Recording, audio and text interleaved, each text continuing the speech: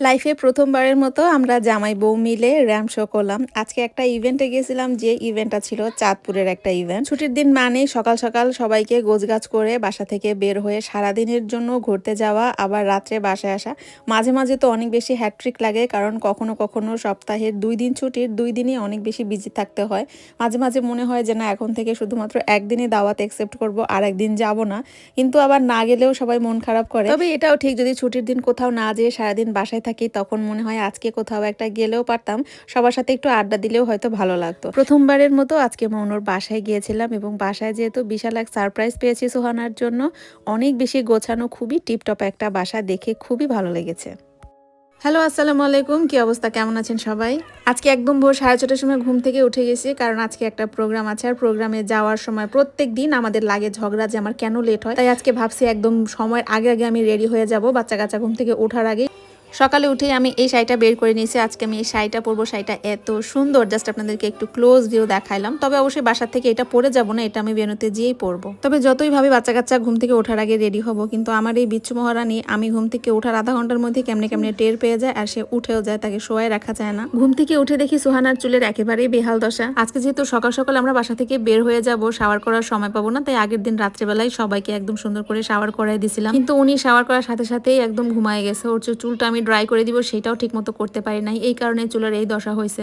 এখন এটাকে একটা ঝুটি করে রাখতে হবে, না হলে এই চুল ম্যানেজ করা একেবারেই টাফ। আজকে যেহেতু ছুটির দিন, কাজেই বাচ্চারা সবাই তো বাসায়, ওরা সকালে ঘুম থেকে উঠে গেছে। আর তারপরে সাফান এখানে আমাকে বলতেছে, মামা আসো আমরা একসাথে খেলি। তার মনে অনেক আক্ষেপ যে আমি তার সাথে খেলি না। আসলে খেলার জন্য যে একদম ধীর সুস্থে সুন্দর করে বসে কতক্ষণ সময় দেওয়া লাগবে, ওই সময় আমার নাই। সারাক্ষণ থাকে দৌড়ের উপরে, খেলবোটা কখন? আমার সাথে খেলছো সবসময়? মা কিভাবে খেলবো, মামার সময় আছে? আছে না, সময় পাই না খেলার। যত তুমি তো করতেছো না, তুমি যত এখানে বসে বসে পশুক্ষণ করতেছো, আবার তুমি সবসময় অনেক খাইতেছো, সেই তখন তো গেম করতে পারো না। কেমনে গেম করতে পারবো? ঠিক আছে, গেম করবো, তাহলে আমাকে শিখাই দাও ভালো মতো।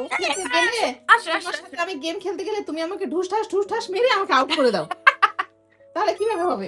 তুমি তো আমাকে 2 মিনিটের মধ্যে আউট করে ফেলাই দাও, তাহলে আমি কেমনে? আর এই যে আমরা মা মেয়ে সবাই রেডি হয়ে চলে আসছি ভেন্যুতে। আমরা একদম আজকে অন টাইমে আসছি, আমাদের একটুও লেট হয় নাই।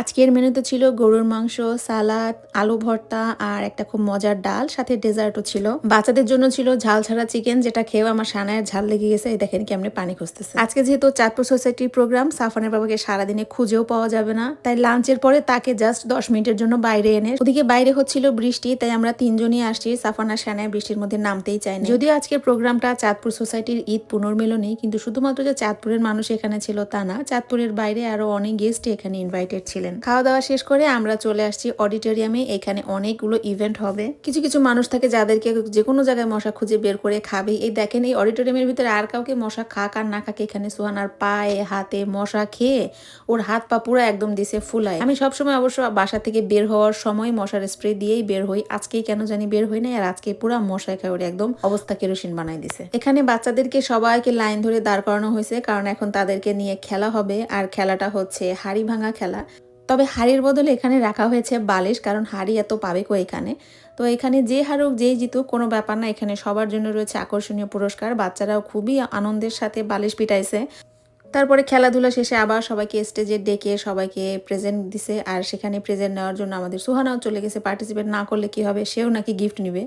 তো সে গিফট নিতে তো স্টেজে উঠছে, কিন্তু তার হাতে যেই না গিফটটা দিছে এই আঙ্কেল, আর কাইন্দা কাইটটা এমন ইলাহি অবস্থা করছে, আঙ্কেল গিফট ধুয়ে দিছে। তো এই ইভেন্টগুলো না বাচ্চাদের জন্য একটু বোরিংই হয়, মানে ওদের করার তো কিছু থাকে না। তো ওদের জন্য হালকা পাতলা এরকম গিফটের ব্যবস্থা রাখলে ওরাও খুশি হয়, যে সানায়া গিফট পেয়ে আবার সেটাতে সুন্দর কালারও করছে, এটা বসে বসে লেখছে আর কি। তারপরে হচ্ছে নন চাঁদপুরিয়ানদের জন্য হয় হচ্ছে বিঙ্গো। বিঙ্গোতে অনেক ভালো ভালো পুরস্কার ছিল। এখানে যারা চাঁদপুরের না, বাইরের, তারা অনেকেই পুরস্কার পেয়েছেন। পুরো প্রোগ্রামটাই খুব সুন্দর, ওয়েল অর্গানাইজড ছিল। এখানে উপস্থাপনায় ছিলেন জাহিদ ভাই, সুমি আপু, খুব সুন্দর করে ওনারা উপস্থাপনা করছিলেন। সোসাইটির সাথে কানেক্টেড অনেক রেসপেক্টেড সিনিয়র ভাইয়েরা এসেছেন, তারা তাদের বক্তব্য দিয়েছেন। ইভেন্টের অনেকগুলো সেগমেন্টের ভিতরে এই সেগমেন্টটা আমার অনেক ভালো লেগেছে। এটা ছিল হচ্ছে একটা কাপল র্যাম শো। পিছনে চলছে বাংলা সিনেমার গান, আর সেই সাথে আমাদের সবার এন্ট্রি। ব্যাপারটা খুবই মজার ছিল।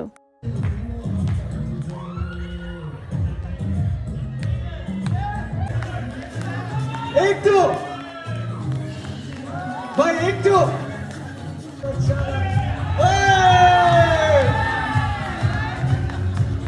থ্যাংক ইউ আমাদের সুমি চৌধুরী এবং আজাদ চৌধুরীর দুই বড় মেয়ে। ওরা একজন দুবাই স্টাইল আর একজন জাপানি স্টাইল। জোরে একটা করতালি হবে প্লিজ। ভাই প্লিজ একটু একটু ডান্স, একটু প্লিজ প্লিজ। আমরা আপনাদের কাছ থেকে একটু ডান্স আশা করছি প্লিজ। সবাইকে অসংখ্য ধন্যবাদ। এরই মধ্য দিয়ে আমাদের এই ক্যাটওয়াক, আমাদের কাপলদের এই পর্ব শেষ হলো। এরপর আমরা চলে যাব আমাদের মূল সাংস্কৃতিক। খুবই মজার একটা ইভেন্ট ছিল, আরো অনেক ইভেন্ট ছিল। আমি খালি গলায় গানও গেছিলাম, সুমি আপু গান গেছিল, বাট সেই ক্লিপগুলো আসলে আমার নেওয়া হয়নি, সব ভিডিও তো করা হয়নি। আজকে আমি যে শাড়িটা পরেছি এই শাড়িটা নিয়ে একটু বলি। এই শাড়িটা হচ্ছে হালকা মিন্ট কালারের একটা শাড়ি, এটা একটা মসলিন, পিওর মসলিনের একটা শাড়ি।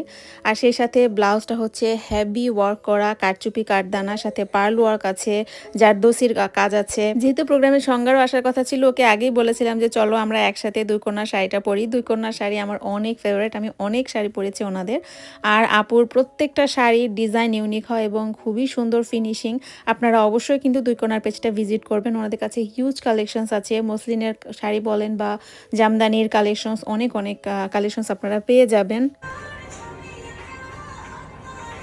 ক্লোজ দাও, ক্লোজ দুজনে।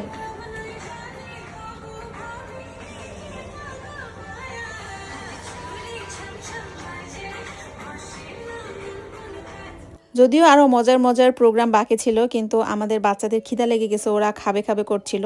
পরে ওরা ওখান থেকে বের হয়ে গেলাম, আর তারপরে আমরা গেলাম মৌনদের বাসায়। মৌনুর বাসায় একেবারেই কাছে, 10 মিনিট হেঁটে গেলে। তো বলছিল তোমরা যেহেতু এই প্রোগ্রামে আসবে আমার বাসায় থেকে হয়ে যায়ও। আমি একেবারেই জানতাম না, আর যেহেতু পুরাই আমি সারপ্রাইজড হয়ে গেছি। ও সুহানার আগের দিন যেহেতু জন্মদিন ছিল, সে উপলক্ষে কি সুন্দর করে সাজাইছিল ঘরটা। আর সুন্দর করে ঘর সাজানোর সাথে সাথে সে আমাদের সবার জন্য খুব সুন্দর করে নাস্তাও বানাইছে। যদিও আমাদের কথা ছিল আমরা চা খাবো ওর বাসায়, যে বাট চায়ের সাথে সে খুব সুন্দর আমাদের টায়ারও ব্যবস্থা করছে। নাস্তা শেষ করে আমরা সবাই আবার নাইমার হাতের চা খেলাম। আমরাও যেরকম আড্ডা দিচ্ছিলাম বাচ্চারাও দিচ্ছিল। ওই দেখেন শৌরিক আর সাত্বিক সাফওয়ানের একেবারে কোলের মধ্যে ঢুকে গেছে। ওরা সাফওয়ানকে খুব পছন্দ করে আর সাফওয়ান ওদেরকে অনেক পছন্দ করে। না ছোট হলেও ওকে যখন বলছিলাম যে দেখো আন্টি কত সুন্দর করে তোমার হ্যাপি বার্থডে লেখছে, সে যে কি খুশি দেখেন কেমনে হাসতেছে। তাকে বারবার বলছিলাম তোমার হ্যাপি বার্থডে, আর সে খুশিতে এরকম করে খালি ঘুরায় ঘুরায় দেখছিল ডেকোরেশনটা। আর তারপরে আমরা মৌনুর দোতলায় গেলাম। মৌনুর বাসাটা আপনারা সবাই দেখছেন অলরেডি, আমরা অবশ্য ভিডিওতেই দেখছি আপনাদের মতো, বাট এই ফার্স্ট আমরাও যে হচ্ছে ফিজিক্যালি ওর বাসাটা দেখলাম। গোছানো একদম ছিমছাম একটা বাসা,